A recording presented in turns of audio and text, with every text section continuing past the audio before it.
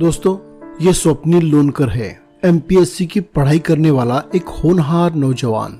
पुणे जिले के दौंड तहसील में रहने वाले स्वप्निल ने पूरी जिंदगी गरीबी से जंग लड़ते हुए गुजारी। पढ़ लिख कर कुछ बनने का जज्बा रखने वाले स्वप्निल ने 10th स्टैंडर्ड में 91% मार्क हासिल किए।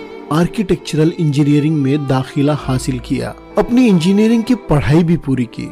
गरीबी तंगहाली को हराने के लिए एमपीएससी का रास्ता चुना। छोटी सी प्रिंटिंग प्रेस के सहारे गुजारा करने वाले स्वप्निल के पिता ने स्वप्निल की पढ़ाई पर खूब खर्च किया, इस उम्मीद से कि उनका बेटा अफसर बने। जमाने भर से कर्ज लिए, लेकिन स्वप्निल की पढ़ाई रुकने नहीं दी। और स्वप्निल, उसने भी अपने पिता के सपने को साकार करने के लिए दिन रात एक कर दिए। मेहनत की और एमपीएससी की पढ़ाई पूरी की। 2019 में प्री और मेन एग्जाम पास किए, लेकिन 2019 में ओरल एग्जाम नहीं हो पाई। 2020 में प्रीलिम पास की, लेकिन कोविड-19 के चलते एमपीएससी एग्जाम को 2 बार पोस्टपोन किया गया। स्वप्निल को इस बात से काफी चोट पहुंची। आखिर कब तक कर्ज के बोझ तले जिया जाए। निगेटिव विचारों ने स्वप्निल के दिलो दिमाग को झंझोड़ कर रख दिया और अपनी गरीबी तंगहाली को हराने के लिए जंग लड़ने वाला ये योद्धा गरीबी और कर्ज के बोझ को ढोते ढोते खुद हार गया। एक खत के जरिए ये कबूल किया कि वो हार चुका है, जिंदगी की कश्मकश से टूट चुका है।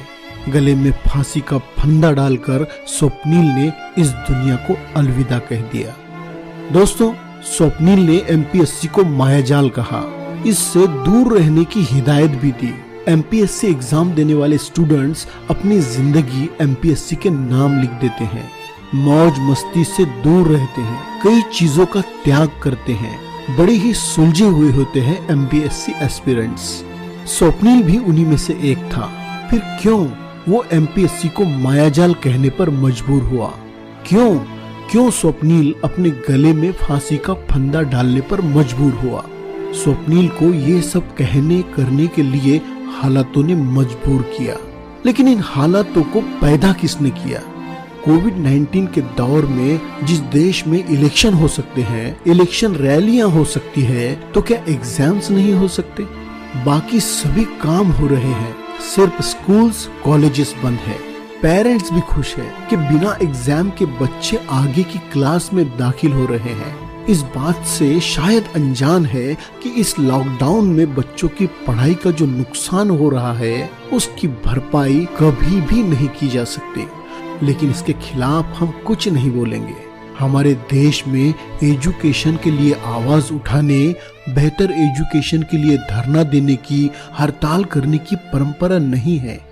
हाँ, धर्म की बात होती तो हम जंग लड़ जाते हैं। खैर, सिस्टम की वजह से किसी पिता ने एक बेटा खोया है, देश ने एक होनहार नौजवान को खोया है। कोशिश कीजिए कि हालात बदल सके, वरना जिंदगी तो वैसे भी गुजर रही है, यूं ही गुजार दीजिए।